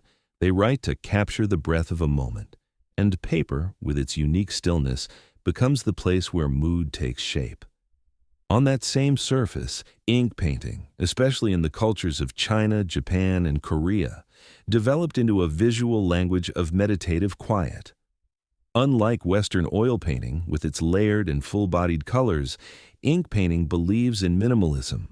A pine tree, a crane, a stream, a mountain range. Each may be depicted with only a few strokes, as if the artist is not painting but suggesting, inviting the viewer to complete the scene in their own mind. Here, paper is not merely a background. It is part of the painting. The empty spaces are not voids, but silent discourse. Paper does not only hold the image, but it also holds the breath within it, a balance no other material can achieve. Leaving East Asia, we enter Edo period Japan, where ukiyo-e, vibrant woodblock prints, turn paper into a bridge between art and everyday life. Ukiyo-e did not originate in palaces, but in the streets among ordinary people who wanted to hang beautiful images in their homes. Kabuki actors, flowers and birds, landscapes, scenes of daily life. To create a ukiyo-e print, the artist sketches on paper, the carver transfers the design onto wood blocks, and the printer uses multiple blocks to apply different colors onto washi paper. Each print is the product of exquisite collaboration, but every step depends on the quality of the paper. Washi, made from the bark of kozo, mitsumata, or gampi, is strong, durable, and superbly absorbent. It lets color spread at just the right depth, holds detail sharply, and preserves its vibrancy for centuries. When one looks at a ukiyo-e print, one sees not only the scene, but the fingerprints of an entire culture, gentle, meticulous, refined, like the very fibers of the paper that carries it. In the West, the rise of etching brought paper into a new realm of art, where lines are created not by brush, but by acid. The artist carves into a wax-coated metal plate, acid bites into the exposed lines, ink is rubbed in, and finally, paper is pressed forcefully onto the plate to pull the image out. In etching, paper is where all forces converge: the mechanical pressure of the press, the chemical strength of the acid, and the emotional tension of the artist. Without paper that is strong and elastic enough, etching cannot exist. And strange as it is, such a demanding technique produces images of great subtlety, soft as light across a window pane, sharp as the anguish of an era. Once again, paper is the place where opposites reconcile. What makes paper an unparalleled artistic material is not only its physical qualities, but its ability to disappear. A painting on paper allows viewers to see colors, forms, and ideas without seeing the material itself. Paper steps back so the artwork can step forward. It is a stage that gives all light to the performer and asks nothing in return. Perhaps that is why art on paper feels inherently intimate. A painting on silk or canvas may feel grand, but paper feels close, gentle, and quietly resonant, like how a soft-spoken sentence can touch someone more deeply than a shout. But as paper became the material of beauty, it also became the material that suffered. To produce millions of prints and billions of sheets of art paper, society had to pay a price. Forests cut down, rivers clouded, chemicals released. Beauty always carries a shadow. And here we meet an unavoidable truth. Beauty has a cost, and paper is the material that forces humanity to confront that cost directly. As the world entered the 20th and 21st centuries, paper consumption grew exponentially. Paper no longer lived only in libraries, but in advertisements, packaging, flyers, receipts, shipping boxes, objects whose lifespan lasted minutes before being discarded. Amid that endless consumption, the beauty of paper existed alongside the erosion of nature. And so, from art, we must step into another, more troubling landscape, where the story becomes sadder, heavier, where paper is no longer merely the material of beauty, but the material of sacrifice. Where we must ask, does the ubiquity of paper in modern life come at the cost of forests, water, and the future? This is the threshold leading into the next part, the dark side of paper. A journey not without sorrow, yet essential if we are to understand the full life of a material that has accompanied humanity for more than 2 millennia. Paper has accompanied humanity like a gentle friend for more than 2,000 years. It has held memories, nourished knowledge, supported art, and become the foundation for nearly everything humans have ever written. But any material, once it becomes central to human life, inevitably carries a shadow. And the shadow of paper does not come from its nature. It comes from how humans use and consume it. Imagine a primeval forest in the morning. Sunlight filters through the canopy, and birds sing like an orchestra without a conductor. Massive trees, tens of meters tall, stand quietly, having taken centuries to grow. Yet with a single chainsaw and just a few hours, an entire life system collapses. The wood is hauled onto trucks, sent to factories, ground into pulp, bleached, filtered, pressed, dried, and eventually becomes crisp white sheets resting neatly in our drawers. Behind every notebook a child uses, every receipt, every cardboard box, lies a patch of forest that is gone. Each year, the world consumes hundreds of millions of tons of paper. Some of it serves knowledge, but the majority serves convenience. Paper, once a material of reverence, has in the modern world become a material of rapid consumption. Paper is printed only to be thrown away, produced for single use, created to live for a few minutes, then become waste. In the forgetfulness of modern life, few remember that a single sheet of paper costs nature decades. We remember only that we need it, right now. Unlimited consumption led to an equally unlimited competition among nations with forest resources. Since the 19th century, trade wars over paper and wood pulp have unfolded quietly but intensely. The country with more forests, better processing technology, and cheaper costs wins an advantage in a world that needs paper everywhere: journalism, education, commerce, and administration. Rivers in Northern Europe, Canada, Russia, and Japan became the lifelines of the pulp industry. Factories rose along these rivers, releasing plumes of white steam, pouring out chemicals needed to separate lignin, a process that turned clear water cloudy and transformed the scent of the forest into the smell of industry. The more trees were cut, the bigger the economic bubble of paper became. And like any bubble, it caused periods of surplus, shortage, and price volatility, affecting millions of workers.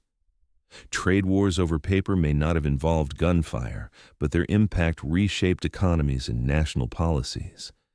But the dark side of paper is not only in numbers, the forest lost, the chemicals released. It lies in a deeply human paradox. The more we consume, the more we forget that paper was once an object of reverence. In the early centuries, paper was so precious that people treated it as something to preserve like treasure. A single sheet could hold vows, poems, grand ideas. But in the industrial age, a sheet might wrap fast food or be thrown away before its ink has dried. Machines can produce billions of sheets a day, but they cannot recreate the spirit with which ancient people cherished paper. The cheaper the paper becomes, the less we value it. The easier it is to produce, the harder it is to respect. The more ubiquitous it is, the faster its shadow spreads.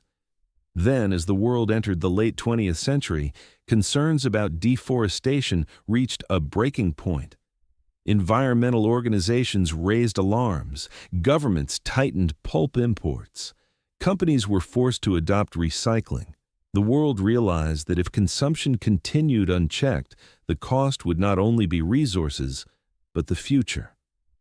And in the midst of this anxiety, something unexpected happened. For the first time, paper was challenged by a new rival, not a material, but a technology.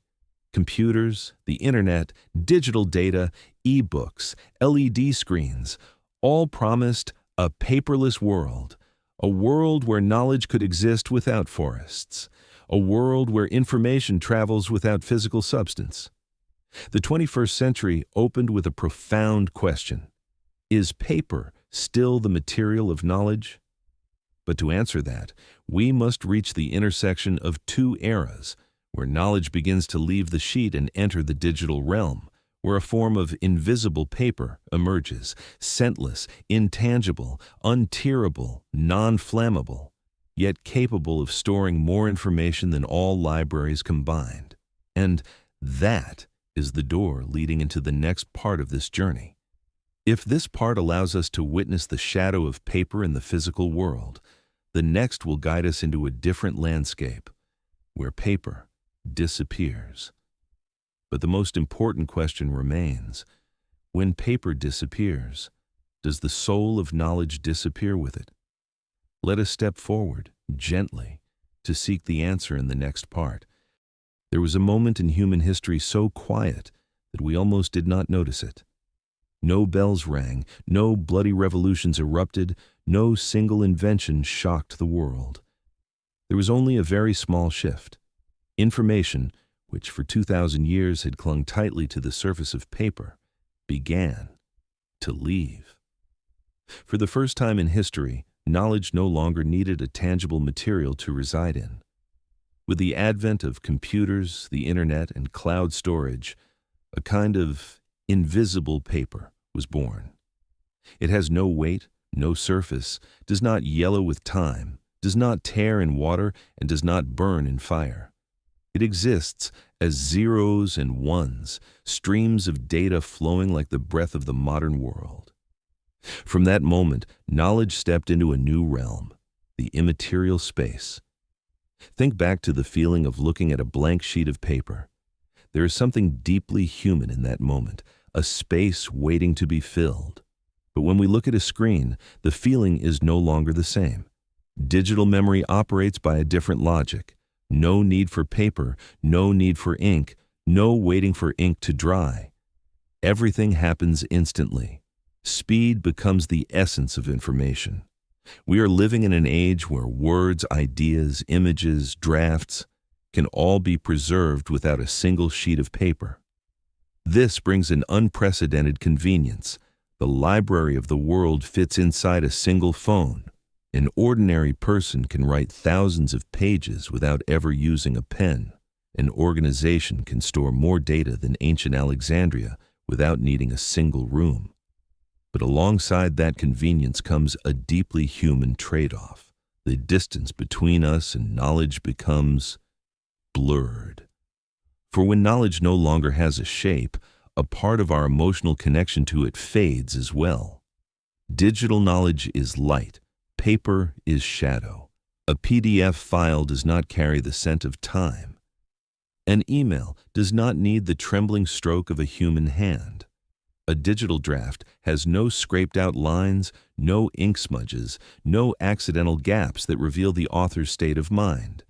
We read faster, save faster, and delete faster. But precisely because of that, knowledge slips away faster. Paper, fragile as it is, resists time in its own way. A handwritten letter can rest in a drawer for 30 years.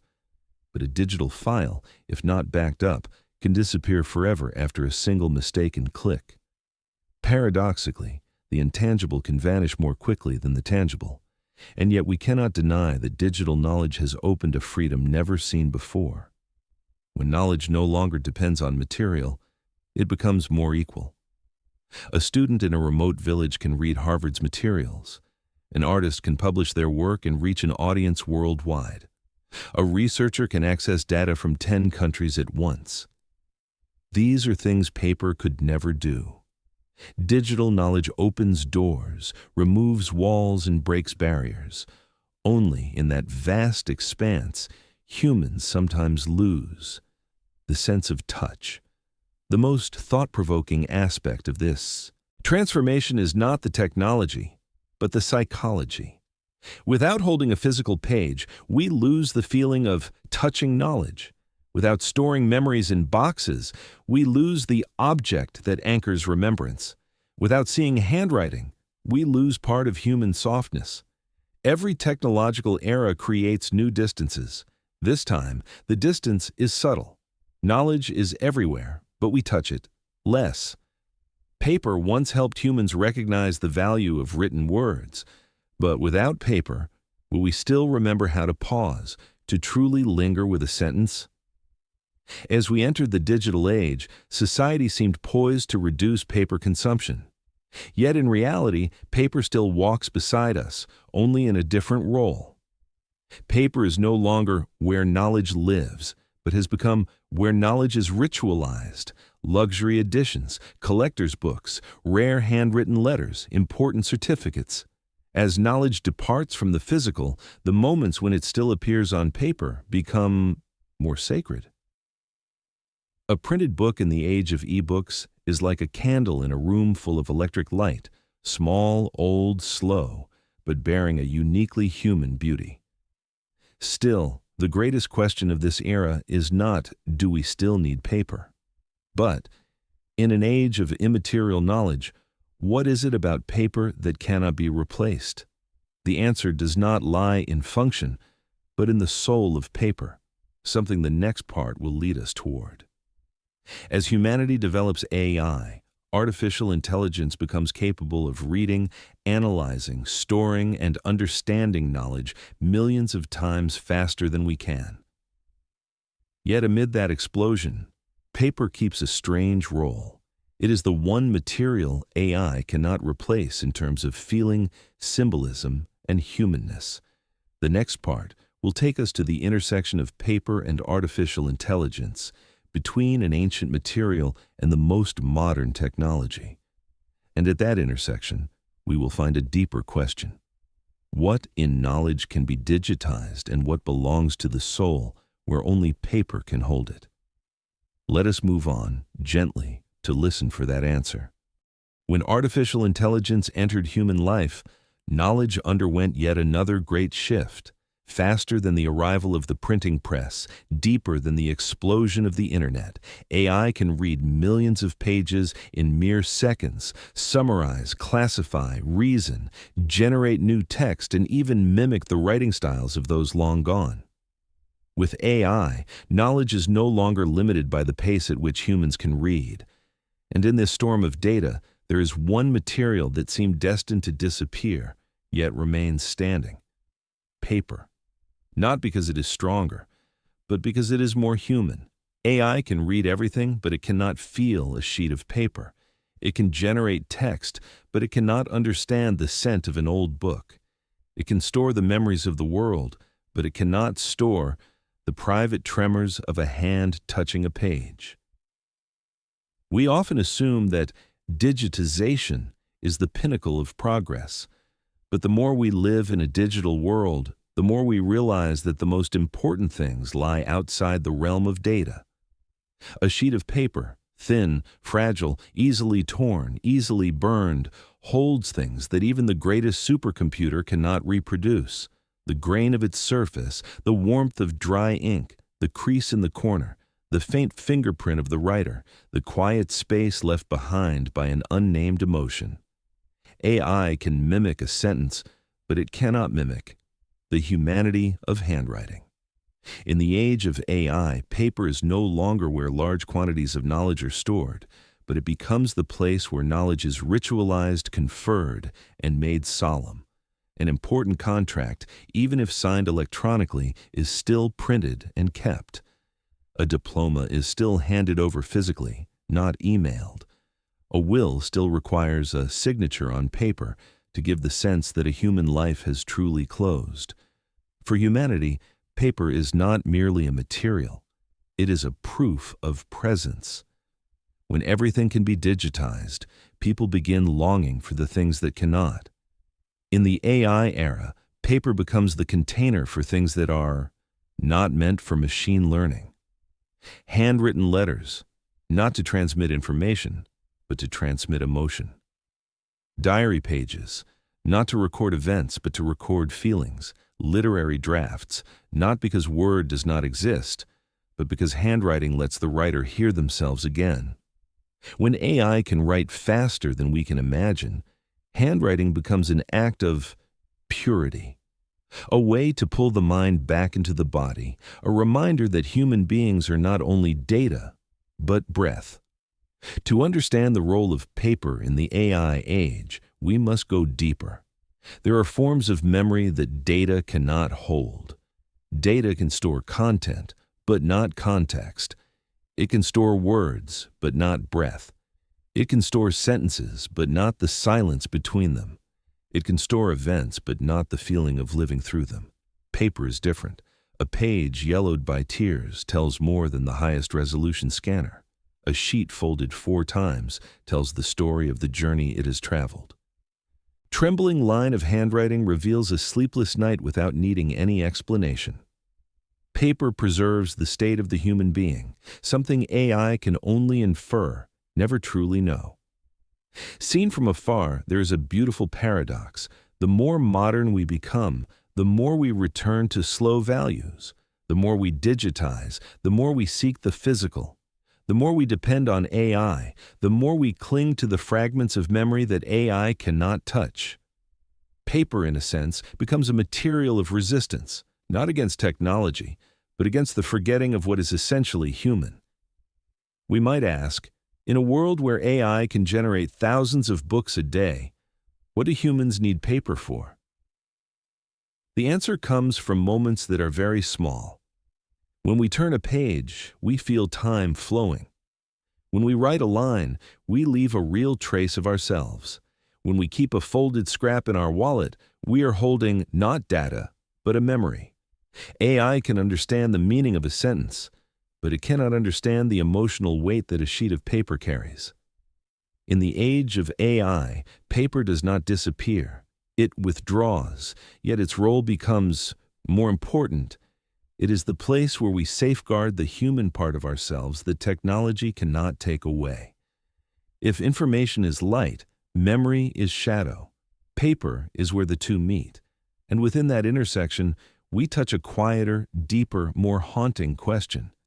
When everything can be digitized, what becomes of the soul of knowledge?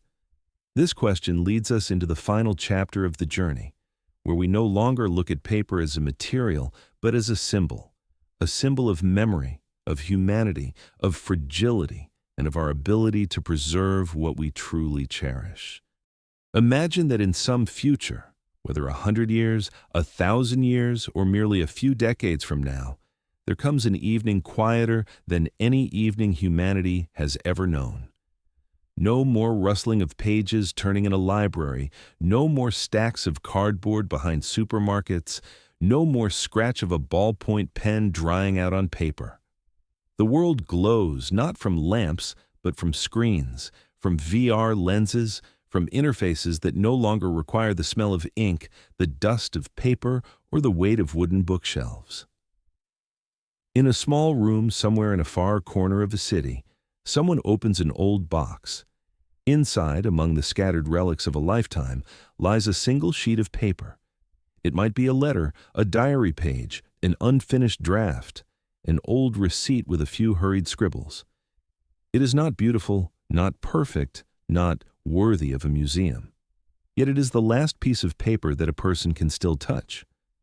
As their hand rests on the faintly rough surface, thin, slightly brittle with age, they suddenly realize they are not touching a material. They are touching a history 2,000 years long, compressed into something as delicate as a dragonfly's wing. Throughout its journey, paper has been many things: the papyrus sheet on the banks of the Nile, the bamboo slips and silk scrolls of the Han court, the invention of Kai Lun turned refuse into knowledge, the Samarkand paper carried through the battles of Talas, the manuscript page in Baghdad's House of Wisdom, the white plane beneath Gutenberg's press, the printed page of the Enlightenment, of newspapers, of peace treaties and declarations of independence, the wartime order and the soldier's letter home, the banknote, the prescription, the painting, the love letter, the diary, and at last, the silent companion of the digital and AI eras, even as knowledge slowly drifted away from its surface. Viewed from above, the journey reveals something simple yet profound. Paper has never been merely a material. It is a mirror reflecting how humanity thinks about itself. When humans feared forgetting, they carved on stone. When they wanted knowledge to travel farther, they created papyrus and paper. When they wanted it to spread fast, they invented printing. When they wanted knowledge to become economic power, they printed money. When they wanted knowledge to liberate, they printed books of the Enlightenment. When they wanted to command, persuade, or manipulate, they used paper. And when they wanted to preserve the most fragile parts of themselves, a letter, a journal page, they returned again to paper. Paper is the mirror of human will, fear, ambition, hope, and feeling.